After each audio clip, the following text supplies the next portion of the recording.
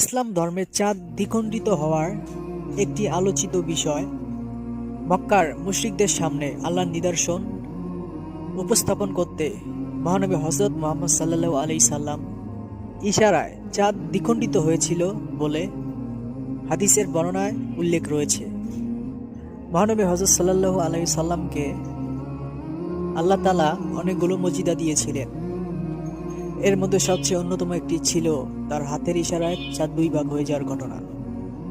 তাফসিরে মা আরিফুল কোরআনের বর্ণনা অনুযায়ী চাঁদ দুই ভাগ বা এই ঘটনাটি ঘটেছিল মক্কার মিনা প্রান্তে নবীজি সাল্লাল্লাহু আলাইহি সাল্লাম নবুয়ত পাওয়ার নবম বছরে। মুহাম্মদ সাল্লাল্লাহু আলাইহি সাল্লাম ইহুদি ও মক্কার মুশরিকদের ইসলামের পথে আহ্বান করেছিলেন।